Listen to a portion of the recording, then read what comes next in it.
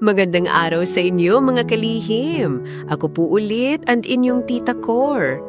At ngayong araw, tunghayan natin ang kwento ni Jerry from Laguna. Pero bago ang lahat, nakasubscribe ka na ba?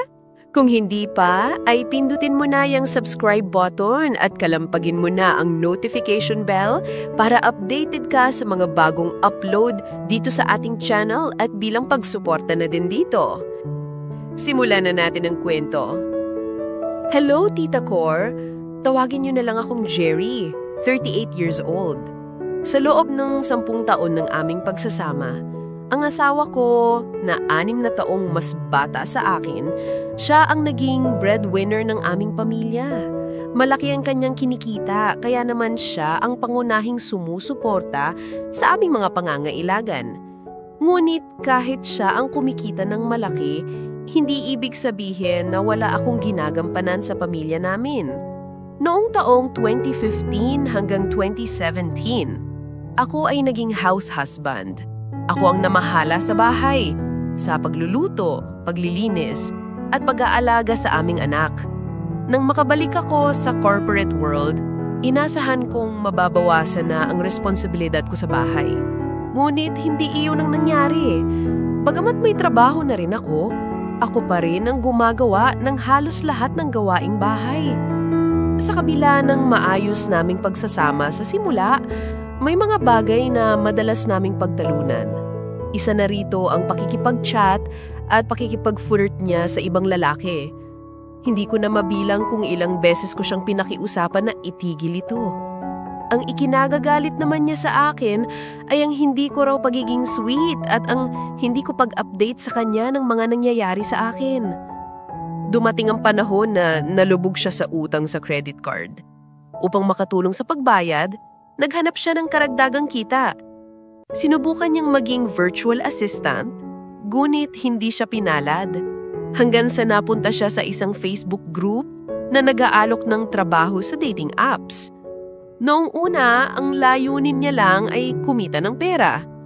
Sa umpisa, nakikipag-chat siya sa mga foreigner, ngunit hindi niya nagustuhan na yun. Masyado daw straight to the point at minsan ay malaswan ang sinasabi nila.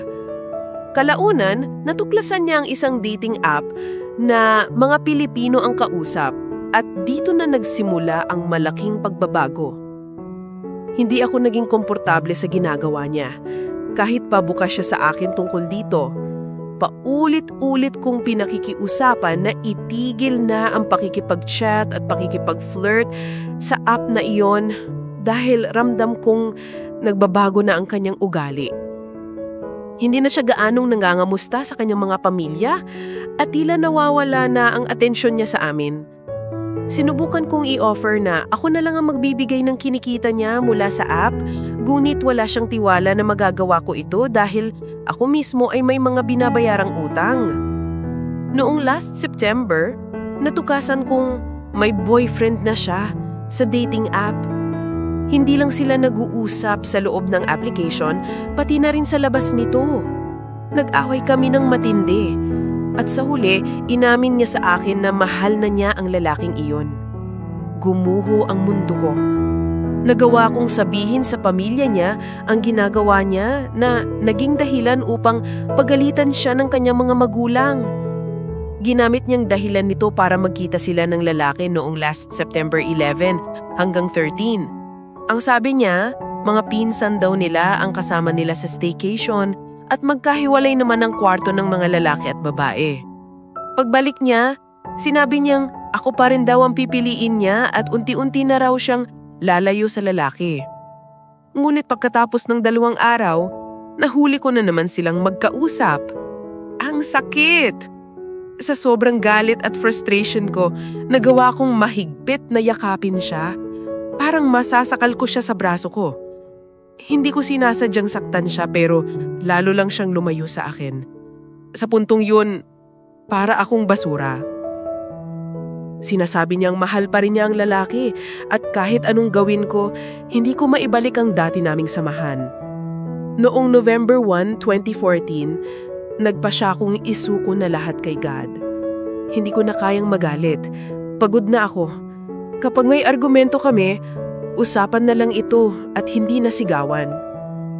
Sinabi niya sa akin na kailangan ko nang mag-move on sa kanya. Pero bago yon, napagbigyan niya pa akong ipagdiwang ang aming ika-10th anniversary noong November 4 sa isang hotel. Isa ito sa mga pinaka-memorable na araw ko kasama siya. Nag-usap kami ng maayos at nagkaroon kami ng intimacy. Ngunit pagkatapos nito, malinaw pa rin na mas mahal niya ang lalaki, kaya gusto niyang mag-move on na ako. Bago pa man mangyari ang kanyang pagtataksil, nakaplano na ang aming trip sa Boracay mula December 1 hanggang 4. Sinubukan naming huwag nang ituloy, pero nahinayangan kami sa na-advance naming nabayad. Sa biyahe, napansin kong nagbago siya. Sinabi niyang ititigil niya na ang paggamit ng dating app at iiwan na niya ang lalaki. Para sa akin, iyon ang isa sa pinakamasayang trip namin. Ngulit pagbalik namin sa bahay, ilang araw lang ang lumipas, nagpasi siyang sasama na siya sa lalaki. Sinabi niyang maghihiwalay na kami pero hindi niya magawang umalis noong una dahil umiiyak ang anak namin, isang grade 8 student.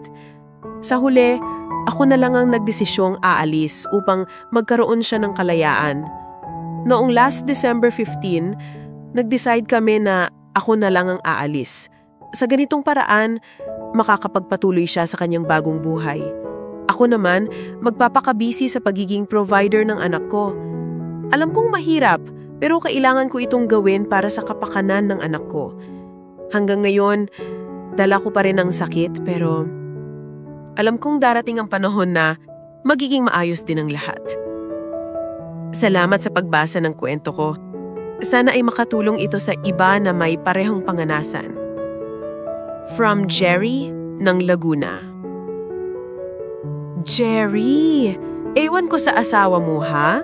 Parang kailangan ata ng 100 na pang kamot na sa sobrang kati niya. Ito ang advice ko sa'yo. Alam mo, sa isang relasyon, hindi lang pera o gawaing bahay ang batayan ng halaga mo. You gave your time, effort, and loyalty. At hindi yun maliit na bagay.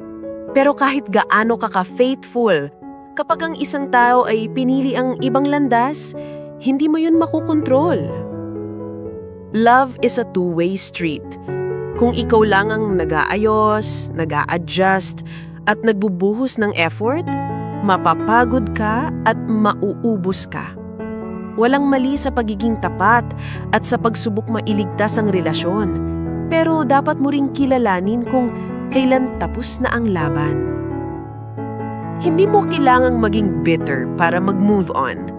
Pwede kang mag-heal nang may respeto sa sarili mo at sa taong minsang minahal mo. Forgiveness is not about forgetting what happened. It's about freeing yourself from the weight na dala-dala mo araw-araw. At tandaan mo, Jerry, hindi natatapos ang kwento mo dito. This is just one chapter, not the whole book. Your worth is not defined by someone who failed to value you. Mas mahalaga ngayon na ayusin mo ang sarili mo, maging present para sa anak mo at patunayan mo sa sarili mo na kaya mong mabuhay ng buo kahit mag-isa. Darating ang panahon na titingnan mo tong sakit na to at masasabi mong, I survived and I'm stronger because of it. Maraming salamat sa pakikinig ng kwento ngayon.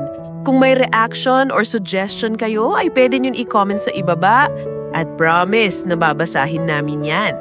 Kung gusto mo pang makinig ng mga kwentong kapupulutan ng aral at inspirasyon, huwag kalimutang mag-like, mag-subscribe at i-click ang notification bell para lagi kang updated. Kung may kwento naman kayong gustong ibahagi at mapakinggan dito sa page, mag-email lang sa mangalihimnakwento@gmail.com. Hanggang sa muling kwento, ito po ulit ang inyong Tita Cor. Paalam and ingat man palagi!